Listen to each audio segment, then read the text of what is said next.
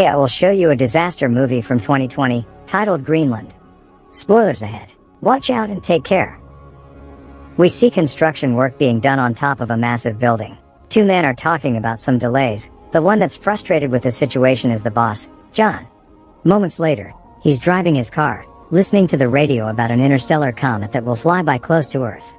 He arrives at a suburban neighborhood and walks up to a house, reluctant to go in. He enters a room where a woman is seen on a treadmill. That's Ally, his wife. They have an awkward conversation surrounding their child, Nathan, and his upcoming birthday party.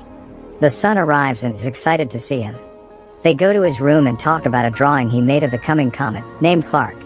As they're laying on the bed, it's revealed that the boy is a diabetic. They talk about John's separation from his mom. Later, the three of them are in a living room listening to the news about the comet. The interstellar body is moving fast toward Earth and is made up of many pieces of ice trailing behind it. That night, he's seen moving back in the house, taking a guest room. The next morning, the dad is listening to the news about the comet again. They're saying that pieces of the comet will fall on Earth, but that there's no reason to worry. While he's cleaning the grill for the upcoming party, Ally walks in and tells him that he needs to go to the store to pick up a few things. He takes his son with him, and while still at the parking lot, everyone is looking up at the sky. They see the comet approaching.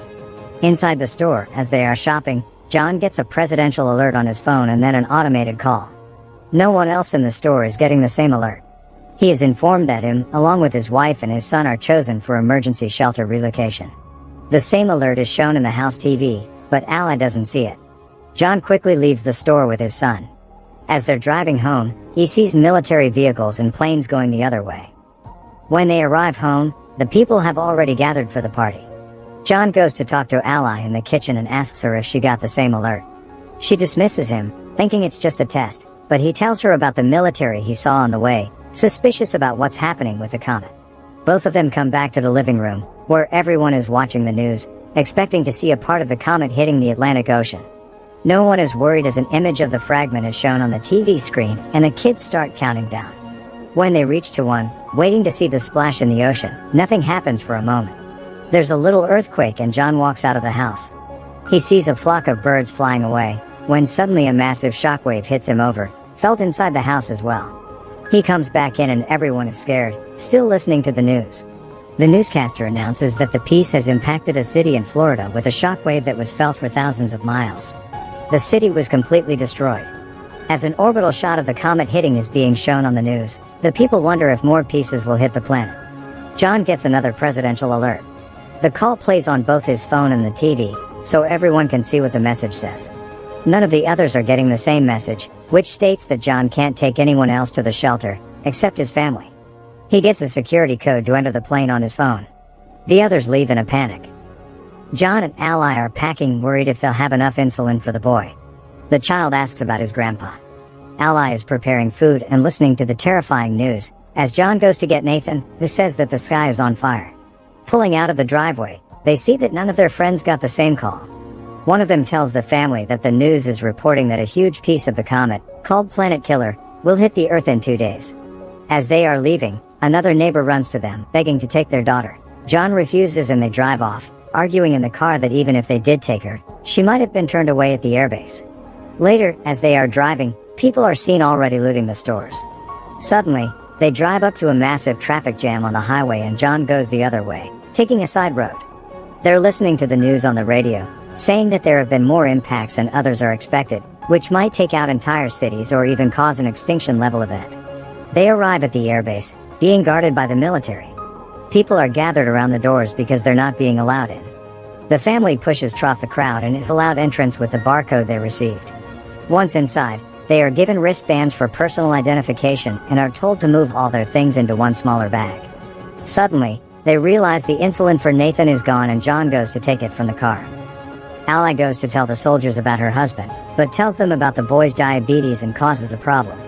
She's taken to a superior officer that informs her that someone with a chronic condition can't be on the plane. Ally tries to reason with her, but she gets turned down. She and her son get escorted out of the base. Meanwhile, John comes back and is headed toward the planes looking for them, unaware of what is happening. John boards one of the planes that's about to take off and tries to reach Ally, but can't. One of the passengers there sees the insulin and tells him about the rules regarding chronic illnesses. John panics and asks to leave the plane. Suddenly, the base gets breached and the people start shooting toward the military. The plane that John was existing has a fuel leak, so he tells everyone to get out and runs away. The plane explodes and causes a chain reaction. John finds out about his family being rejected, as the two of them are already back at the car. Nathan is already low on insulin. The chaos in front of the base continues, so John takes a while to get back at the car too.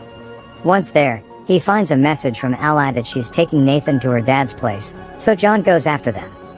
On the road there, Ally and the boy get to a pharmacy. She checks his blood sugar and they go to find insulin for him. Suddenly a gang walks inside and starts shooting, killing people all around.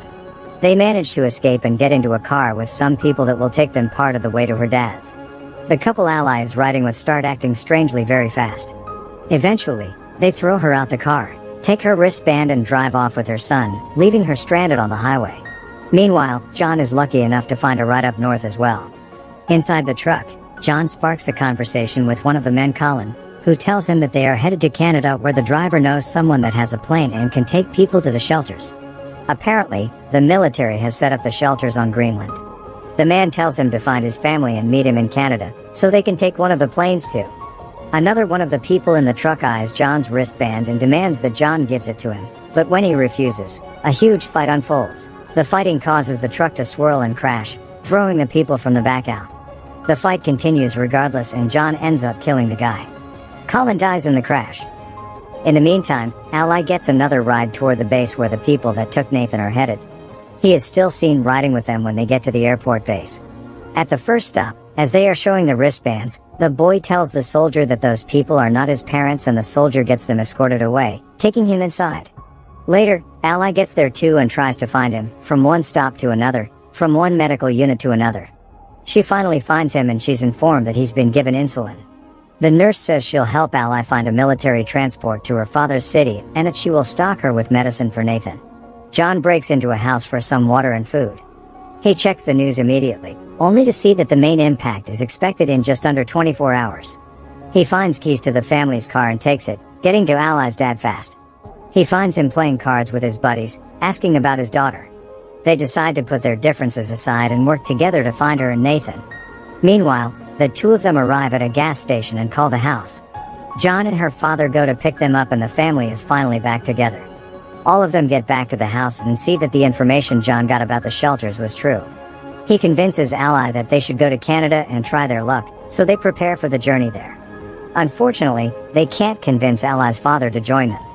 Suddenly, a giant piece of the comet falls nearby, prompting them to go immediately. Ally's father gives John a gun and says his goodbyes, staying behind as they drive away. John and Ally reconnect during the drive, promising to stay together. They stop for a blockade along the road, when debris from the comet starts falling all around them. John drives out from the line of cars, but the fragments are falling everywhere. Ally gets in the back to cover Nathan, while John tries to find shelter. They stop near a bridge, where others hide as well, but John runs off to help a man out of a burning car. Later that night, they continue their journey and pass into Canada. While searching for the airport, they listen to the radio and discover that they don't have much more time until the biggest part of the comet hits Earth and destroys more than 75% of all living things. As they drive, they see one plane getting air and another almost taking off, so they chase after the second one. John stops the plane by driving right in front of it. The pilot is reluctant to take them in, since he is already at full capacity, but they succeed in convincing him. John has a dream about better times and when he wakes up they are approaching Greenland. The place seems unaffected by the comet, until a moment later a fragment impacts the water and creates a shockwave that hits the plane. Both engines are failing as the pilot tries to keep the plane in the air. They glide through the air, landing smoothly, but hit the glacier. The pilots are pinned on impact, but John isn't able to help them. He sees a military plane land a mile away, so he shows the people from the plane there, and when they arrive, a military truck takes them in and gets them to the shelter. As they are going inside, the planet killer hits. The impact will reach them in a matter of minutes and the people are still getting deeper inside the shelter. Once inside, they brace for impact and a flashback is seen of their previous life, when they were happy together. 9 months later, the planet is desolated. Cities ruined completely. A radio signal is searching for survivors and establishes a connection, informing the receiving end that the dust has settled and there is no radiation. The hatches of the shelter open and reveal that the family is still alive, facing the ruin of the planet. As a symbol of hope, they see a bird flying outside and start coming out of the shelter. As the Earth is seen from space, radio signals communicate from all around the globe. There are people still alive everywhere on the planet. Make sure to subscribe and turn on notifications so you can watch more videos like this. Thanks for watching.